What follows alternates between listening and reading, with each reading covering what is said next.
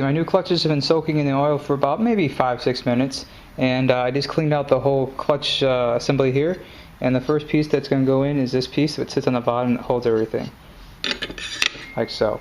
Now you're going to grab your thing of clutches here, which you kept in order because you took them straight out of the container here, and you're going to reach for the first clutch, which is the bottom one, and set them down. Now you know this is the top, which will go in, and this is the bottom. And you want to look at it is feel it.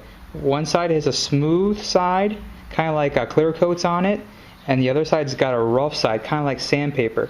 So by feeling this here, this is the rough side, and the smooth side's on the bottom. Okay, so what I'm gonna do is I'm gonna grab my first clutch, my new clutch. All right, and I'm gonna feel it again. Okay, the rough side's facing up, so I'm gonna feel my new clutch. I'm going to say, okay, that's the rough side, and that's your first clutch you'll put in.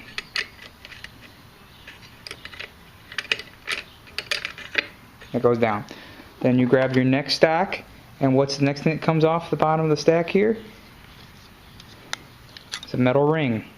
There's no really, there's no incorrect way to do it, so that's the next thing. You're going to put your metal ring in. Slide it in like so. Kind of try to line up all the teeth on top of each other the same. So you want to make sure all the teeth are lined up, the grooves are all lined up as you do this. So same thing again. Grab from my bottom here. Next one. Feel it. And some say that the rough or the smooth side doesn't really matter as long as you keep them consistent all the way up. So what I'm going to do is I'm going to exactly do that. I'm going to say this is the rough side, so I'm going to keep them rough all the way up. So the rough side always would be on the top, and the smooth side will always be on the bottom. And you just do this all the way up until you get to the top. You get the last disc in, the last piece to go is this metal ring. You're going to set that right inside here. Okay, next thing you're going to do is line the holes up here with the bolt holes here, like so. Now, before you do it, you want to make sure these tabs are in line all the way down, at least roughly, okay? You're going to put it on top here. Make sure the bolt holes are lined up like so. And you're going to grab it, one hand, grab the lid, and you can do a little shake. Just shake it back and forth. Okay, after doing the muchacha in here and jiggling it back and forth with some clean hands instead of having oil over them, I eventually got it down, and this should sit flush right in here. So let's install it back on the bike. Okay, now you're going to just reverse the process. I'm going to install this into here. Best thing to do is use two hands to hold on to it before it don't come apart. Okay, and holding it with one hand, you want to install the washer and the nut.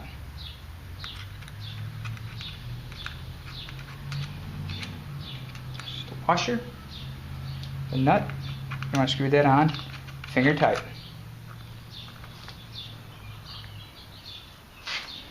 Now we want to tighten the washer up. I'm just going to use my screwdriver and hammer. Make sure it's finger tight. Start at a point here.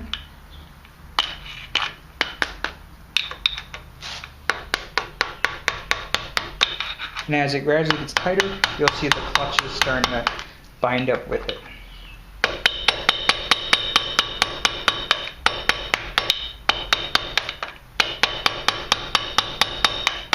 You want this fairly tight, because this is going to be holding your clutches on.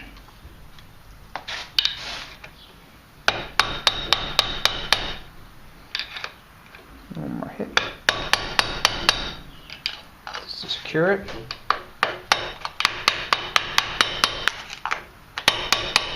Alright, next up. You can replace your 4 springs and your plate. I opted to replace my springs, or if it's not, you don't think so, you don't have to, but they simply go on each one of the elevated tapped holes, like so. The plate goes on top.